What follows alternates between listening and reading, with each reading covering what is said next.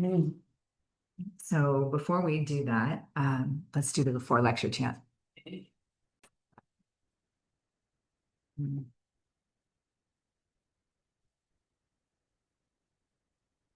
There's a wonderful, I find it wonderful audio version of this book that I've been listening to go to sleep to at night. It's Peter Coyote just like telling you Zen bedtime stories with the audio. So if you're interested in that, sometimes when you're too tired to read, it can be helpful to have it come in the auditory. And then what I thought I would do tonight, maybe some of you know, I've said a million times, I usually like write out a whole Dharma talk and I try to like memorize the whole thing and get it inside me. And I'm very intense in my study that way. So I'm going to try to lighten up. And this is the beta test. We'll see how it goes. Uh, so I have some notes, but really what I've done is I've been studying and writing in the margins and just letting this chapter turn for me. And then since the content is on bowing, I've been taking the practice of bowing in as investigation and discovering that I actually bow all day long.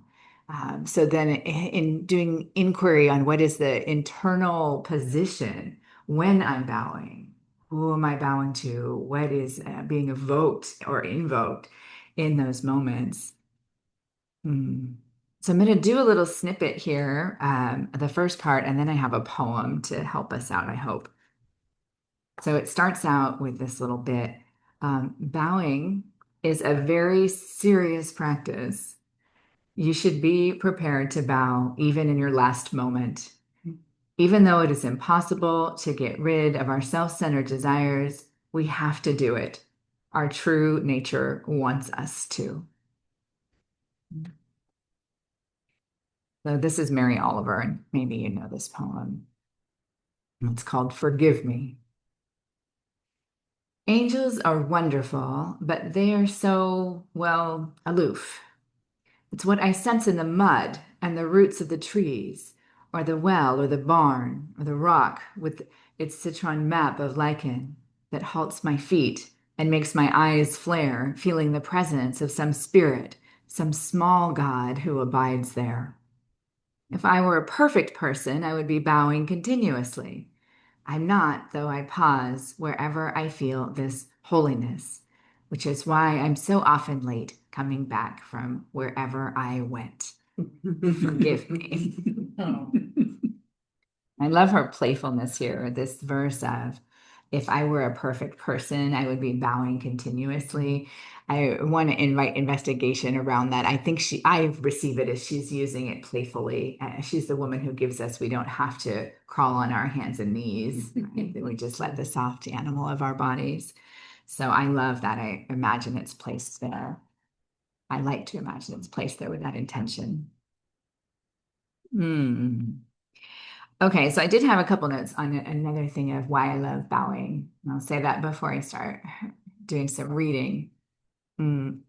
One of the things I love about bowing is that it's somatic. It's the body doing a thing, and we're all stuck up here all the time. I have those like deep thinking wrinkles here from always being in contemplation. And it's like dropping that and just letting the body bow, bowing with the body. So getting out of the cognitive processes I find can also get us out or get me out of linearity of this like time is passing by and this and this and this and this and coming into that like interior position, body bowing. There's something that arises that is non-linear that feels very holy to me. Mm. So there's a sense of time and space shifting through bowing. Something is opening up, um, and that it's sacred. And I'm going to play with some of this language as I go through this. I don't know how far we'll get. Gretchen, help me watch the clock. Thank you. But there's some places where I want to look at Suzuki Roshi's language sort of skillfully in today's world and see if there's some places where we might get stuck and then we can get unstuck by a little playfulness. So he starts out by saying, after Zazen, we bow to the floor 9 times. So right off the bat, so he's talking about service. Right off the bat is like the body is going into something non-cognitive, somatic. Hmm. By bowing, we're giving up ourselves. To give up ourselves means to give up our dualistic ideas. So there's no difference between Zazen practice and bowing. And I love this as a lay person also, because we're out here in the world working and raising families and doing things. And maybe our Zazen some days is not there. Maybe our Zazen is driving in the car to get to work or having conversations with colleagues or children or the dog. So taking every bit of it as practice, as Zazen. Usually, to bow means to pay our respects to something which is more worthy of respect than ourselves. But when you bow to Buddha, you should have no idea of Buddha. You just become one with Buddha. So, not separating. And it's very, I find it, I'll speak to my own experience, different than bowing to something that you hold as like your higher power. I think it's different than that. Reading will get into it. It's like we're bowing to something that is we're a part of. It's not separate from us. It's not above us.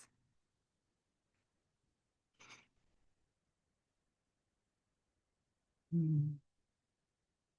Yeah, so right in there, it's like I would say that is decentering ego self and stepping into eco self, ecological self right away. Even in the act, just bowing, we're illuminating of the Buddha field that's already here, stepping into the ecology.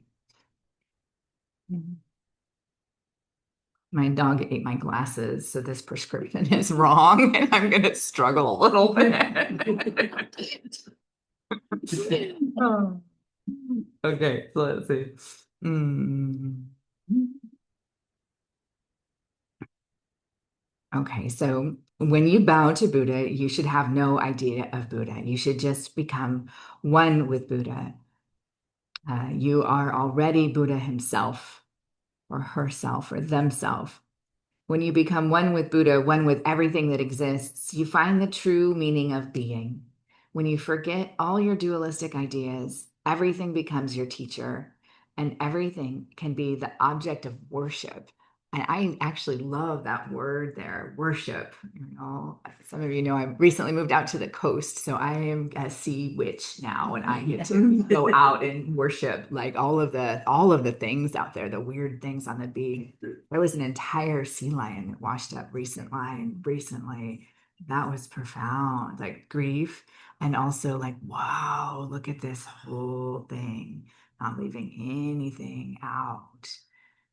Mm. And I think this is what he's talking about here, and we'll get into it a little more maybe in the next paragraph, that everything becomes your teacher.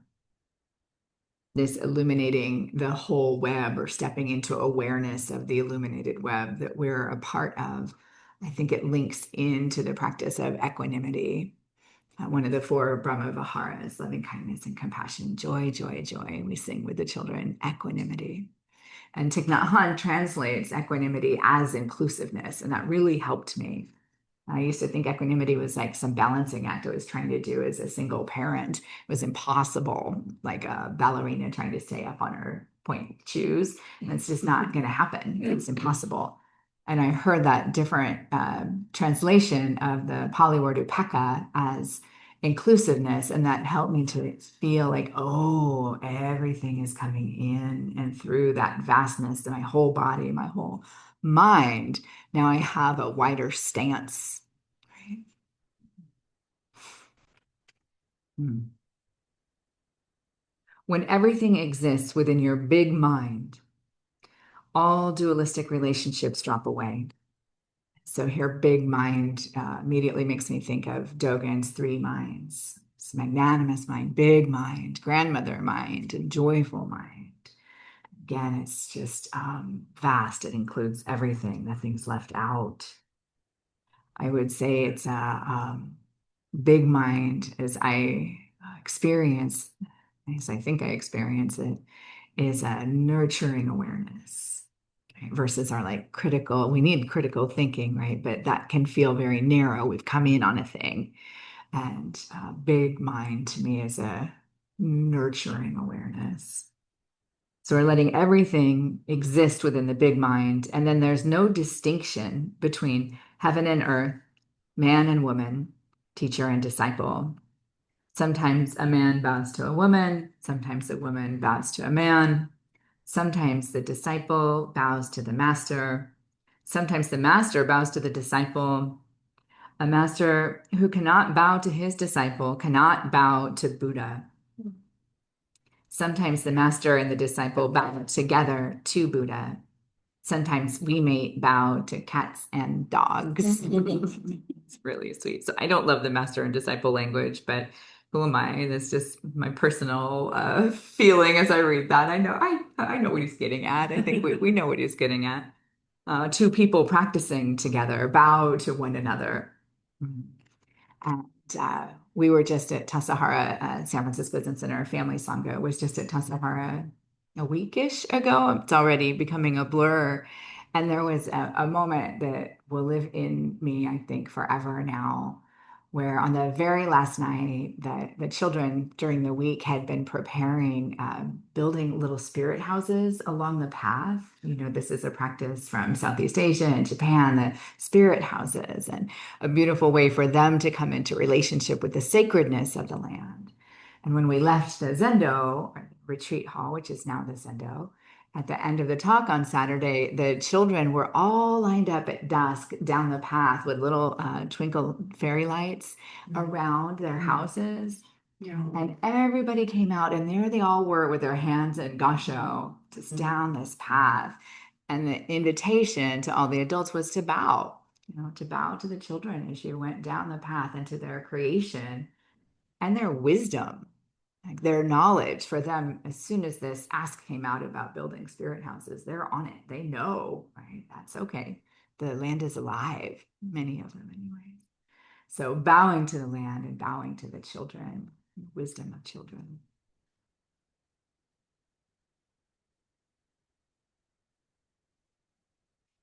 In your big mind, everything has the same value.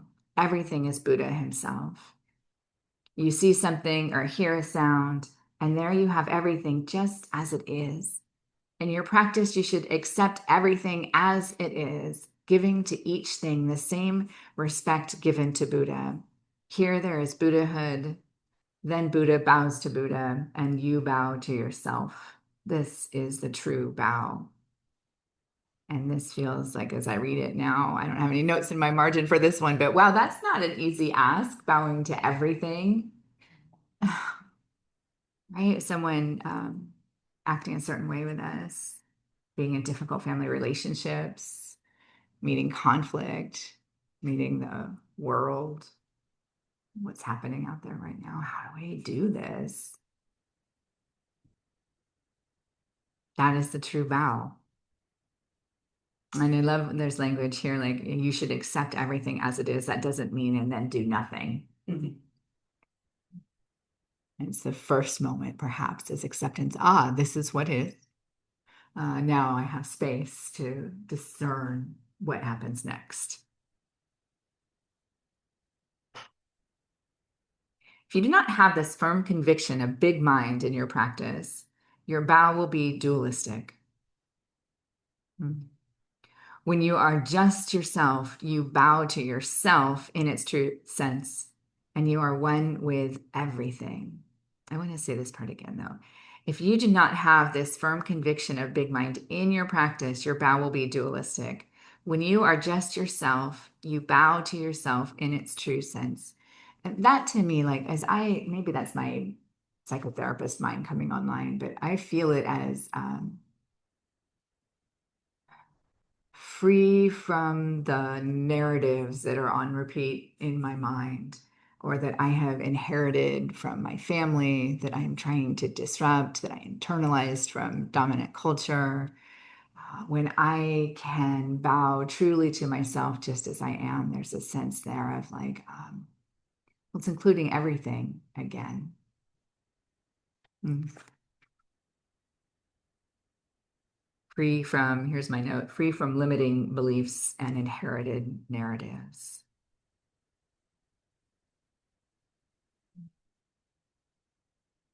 Yeah, so maybe what I want to say is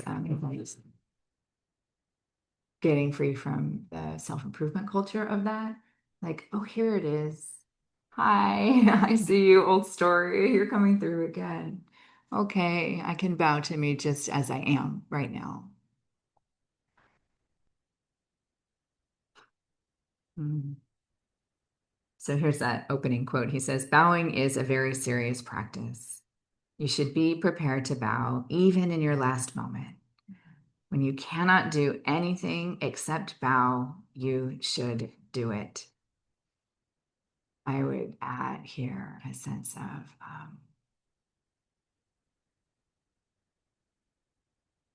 when we don't know what else to do, like there's something we can do when it doesn't seem like there's anything else available to us. Bow when we're at our end, when there's nothing else we can do.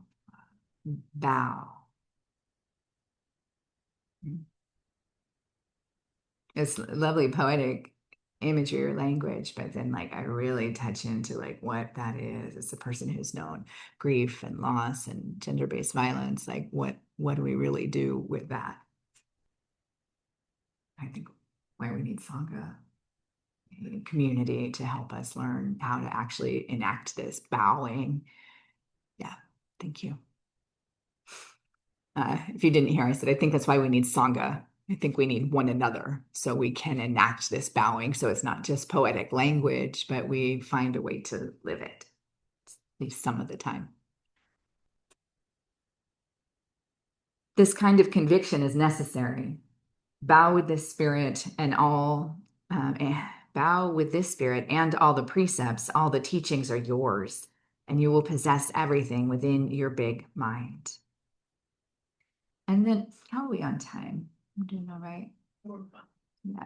He goes on in this next section and he talks about the founder of the Japanese tea ceremony. And there's a trigger warning here. He talks about him committing suicide, ritualized suicide.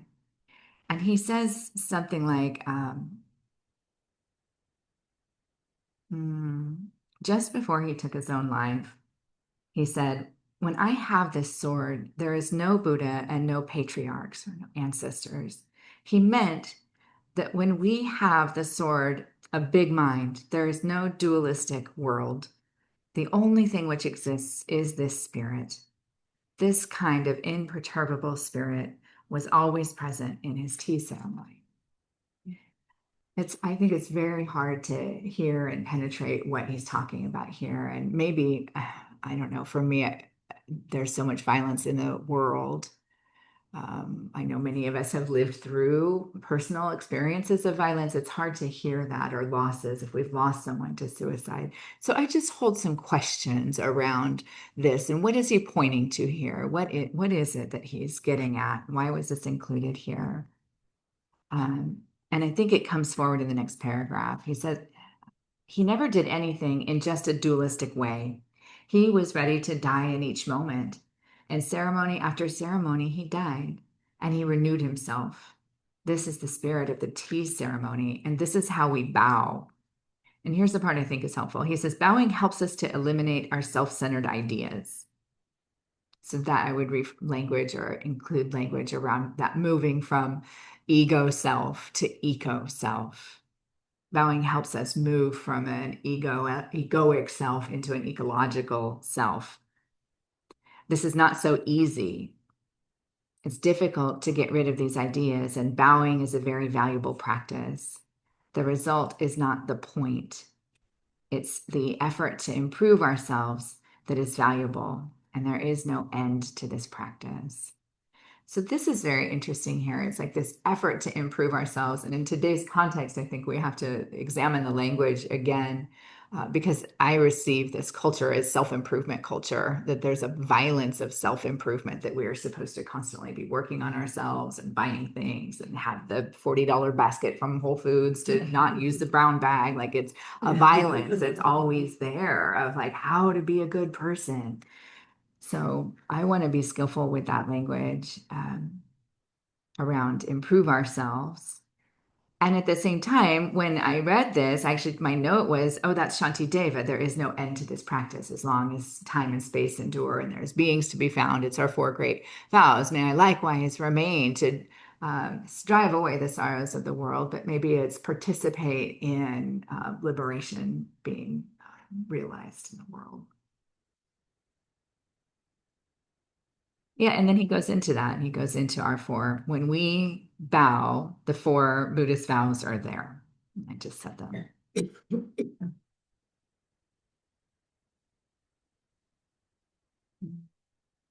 To think because it is possible we will do it is not Buddhism. What? To think it is, wait, let me say it again. To think it is possible we will do it because it is possible we will do it is not Buddhism. And he says, even though it is impossible, we have to do it because our true nature wants us to.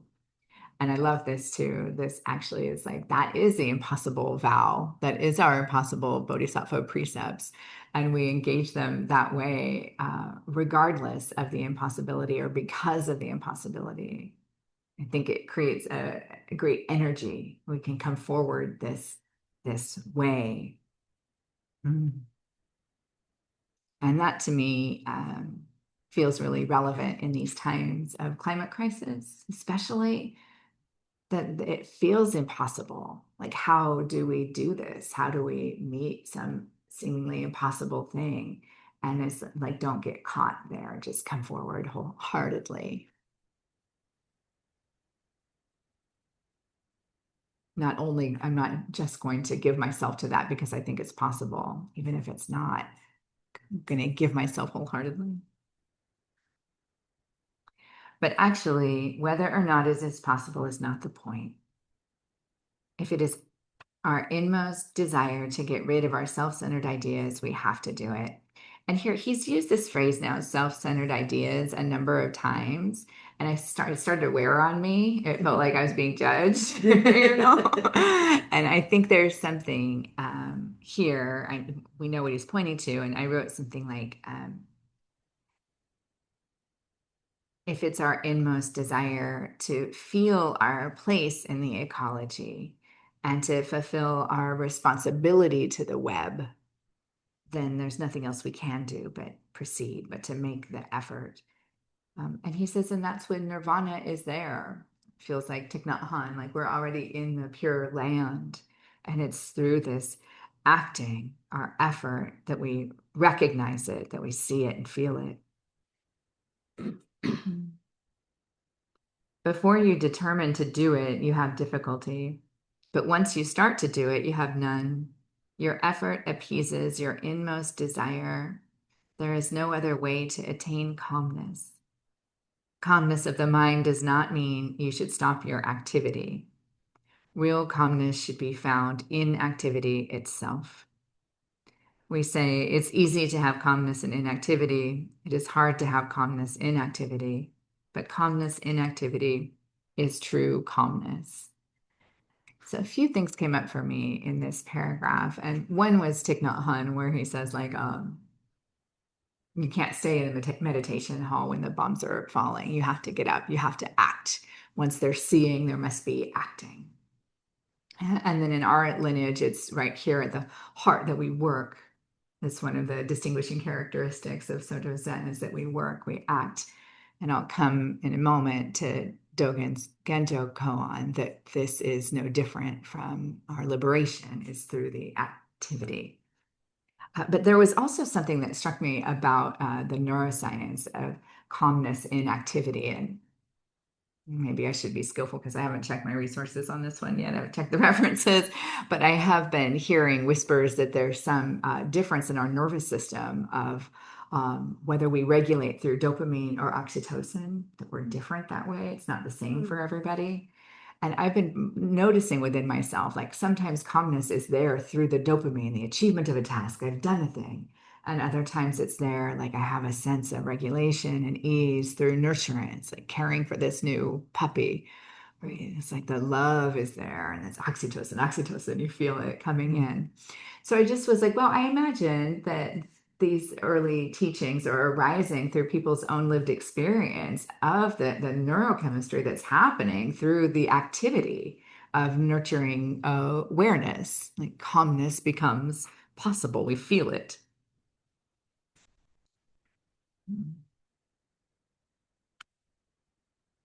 I actually laughed out loud when I read this next sentence. He says, after you have practiced a while, you will realize that it is not possible to make rapid, extraordinary progress. It was like somebody hit me with a book.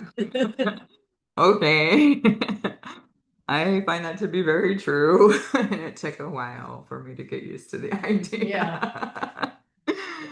Um, After you have practiced for a while, you will realize it is not possible to make rapid, extraordinary progress. Even though you try very hard, the progress you make is always little by little. It is not like going out in a shower in which you know when you get wet. And here comes that quote. We hear it all the time, right? So I was like, oh, here's the source. And I'll just read it so we get his actual language. In a fog, you do not know you're getting wet. But as you keep walking, you get wet little by little. If your mind has ideas of progress, you may say, oh, this pace is terrible. But actually, it is not. When you get wet in a fog, it is very difficult to dry yourself. So there is no need to worry about progress. It is like studying a foreign language. You cannot do it all of a sudden. But by repeating it over and over, you will master it. This is the Soto way of practice. And I love this. I think this is such a balm, especially in the systems that we live in today. Productivity culture of colonial capitalism. It keeps us going. It keeps our sense of worth tied to our productivity. It's like go, go, go, and measuring everything. And what are the evidence-based results? Like, please keep researching, but also like not everything is quantifiable in nice little bits like that.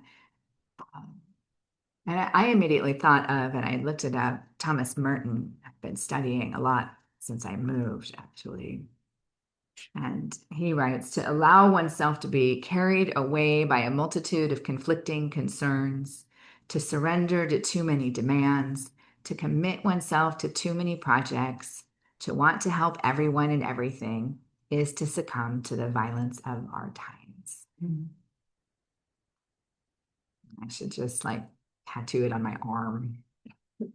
It's such a hard practice. It has been a lifelong practice for me. What is the right effort? How do I apply myself in a sustainable way? Here I am again, gently now, gently. And this is Adrienne Marie Brown, who's a poet and an activist and an author. And this is a little bit from her poem, Not Busy, Focused, Not Busy, Full. And she says, I remember when I was so capitalist in my anti-capitalism. That is to say, so productive in my revolutionary performance. But now I'm not busy. I am breathing.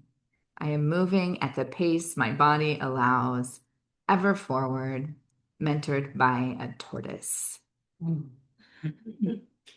You get to bow to the tortoise. Tortoise. You get to bow to the tortoise.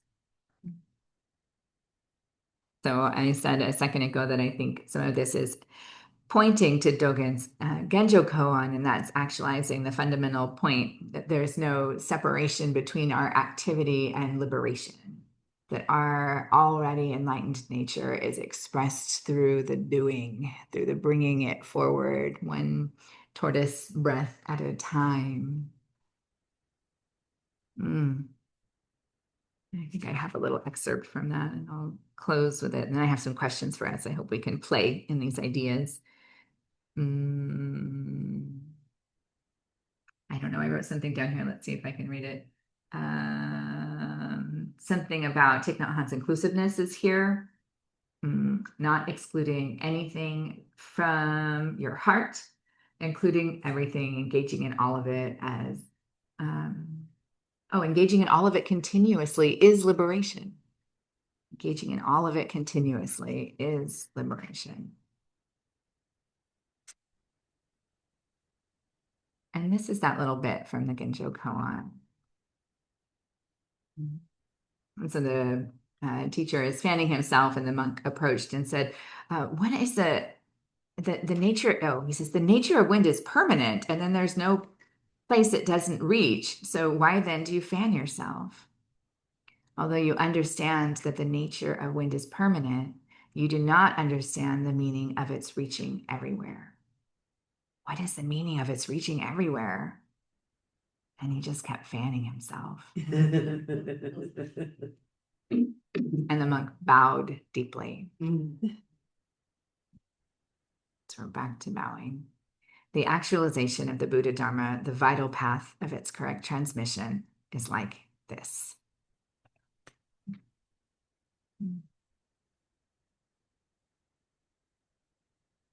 Yeah, so I have a thought. How are we on time?